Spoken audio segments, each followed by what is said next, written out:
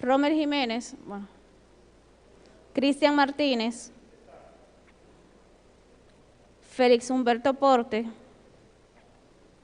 Jonás Escarpio, Héctor López, Gerardo Polonia, Roberto Elías Amador, Henry Mateo, Rigoberto Pérez Díaz. Gracias.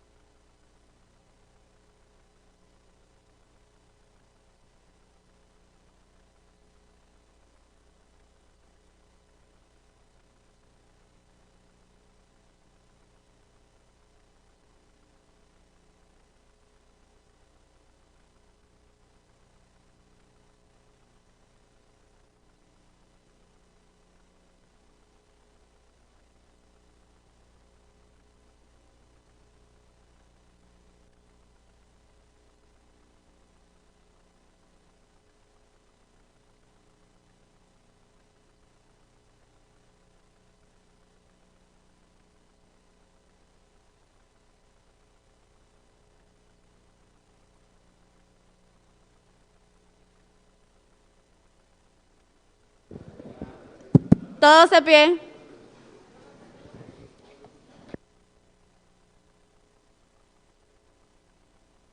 Gracias. Pueden sentarse, muy amables. Por favor. Gracias. Encarnación.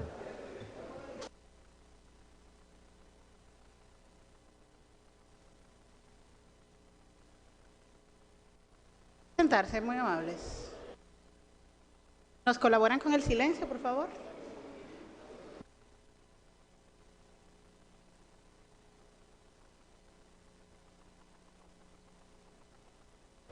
Bien, buenos días. En el marco de la solicitud de imposición de medida de coerción y de solicitud de declaratoria de complejidad presentada por el Ministerio Público respecto a Adán Benoni Cáceres Silvestre, Rafael Núñez de Asa, Rosy Maybellín Guzmán Sánchez, Tanner Antonio Flete Guzmán, Alejandro José Montero y Raúl Alejandro Girón Jiménez, concluida la presentación por parte del Ministerio Público e intervención de las defensas técnicas de los imputados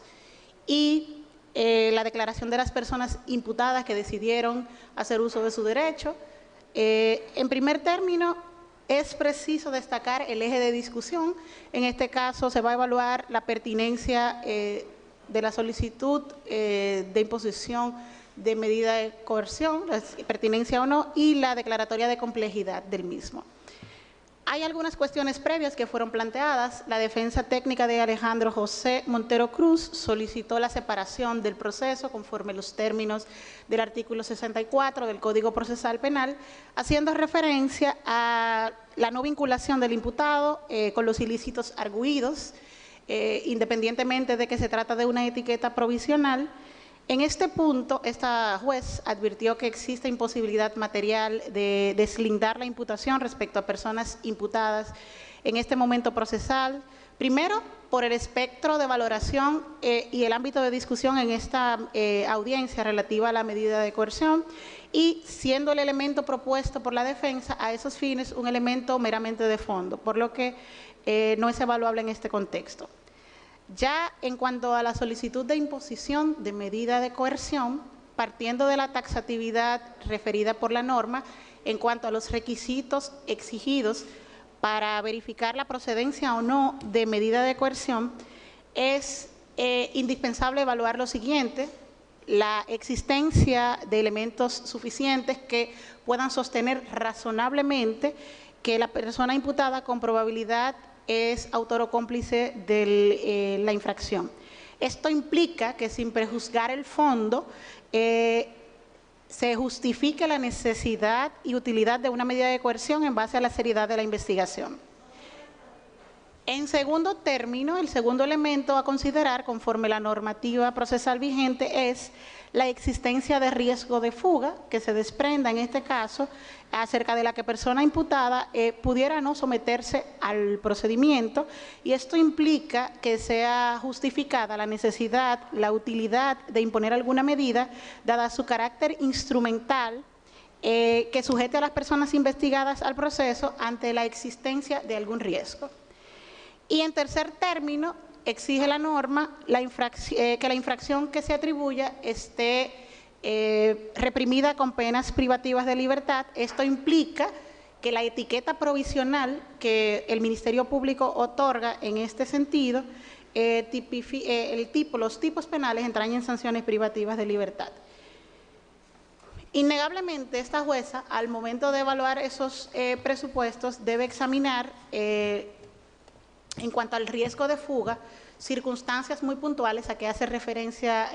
la ley. Por ejemplo, las que tienen que ver con el arraigo en el país, el domicilio, la situación habitual, el asiento de familia, negocios, el comportamiento de la persona imputada, importancia del daño a resarcir, si existe algún riesgo en la obstaculización de los medios de prueba, riesgo para las víctimas, en fin,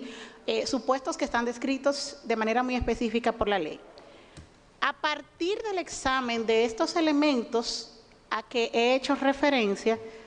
se desprende lo siguiente. En principio, en primer término, de la cronología y sostén de la solicitud que aporta el Ministerio Público y sometida al examen por las partes que intervienen, del reporte inicial en el marco de la investigación se puede identificar que en cuanto a las personas investigadas, Adán Benoni Cáceres Silvestre, Rafael Núñez de Asa, Rosy Maybellín Guzmán Sánchez, Tanner Antonio Flete, Alejandro José Montero y Raúl Alejandro Girón Jiménez, se configuran elementos iniciales coherentes que, sin prejuzgar el fondo, razonablemente lo señala como probables autores o cómplices de los ilícitos investigados. Esto como primer supuesto. El segundo supuesto es que al examen de la calificación jurídica otorgada como etiqueta provisional por el Ministerio Público, si bien es una etiqueta inicial, los tipos penales que señala esa etiqueta entrañan sanciones privativas de libertad graves y bienes jurídicamente tutelados de relevancia. En cuanto al riesgo de fuga, las defensas técnicas de las personas imputadas, Adán Benoni Cáceres, Rafael Núñez de Asa, Rosy Maybellín Guzmán Flete y Tanner Flete Guzmán, así como la defensa técnica de Alejandro José Montero, aportaron al tribunal algunos documentos que dan cuenta de domicilios, relaciones familiares, sociales, refieren actividades profesionales y comerciales y la inexistencia de procesos penales pendientes, respectivamente. Sin embargo, estos, al ser evaluados cuantitativamente de cara al cuadro general planteado, se desprende que, de acuerdo a la naturaleza de la imputación, el riesgo de la obstaculización de los medios de prueba, en especial las de tipo testimonial, dada la naturaleza y la dinámica de los tipos penales investigados y de la cronología que sirve de marco a la investigación, resultan insuficientes para imponer las medidas que pide la defensa en atención a su propuesta. En cuanto al ciudadano Raúl Alejandro Girón, conforme a los términos del artículo 22 del Código Procesal Penal, el Ministerio Público, en uso de su facultad, realizó una petición distinta a la planteada respecto a los demás imputados, indicando que en cuanto a la medida debe ser distinta el arresto domiciliario, y advierte que, en adición a esto, a la información de dónde se ejecutaría en caso que el tribunal admita esa medida, sea otorgado el tratamiento de información clasificada, identificando un riesgo potencial, indicando al Ministerio Público como órgano investigador. Examinada la configuración de presupuestos respecto a Raúl Alejandro Girón Jiménez, consistente de acuerdo a los motivos que expusimos, se advierte que, en principio, la tutela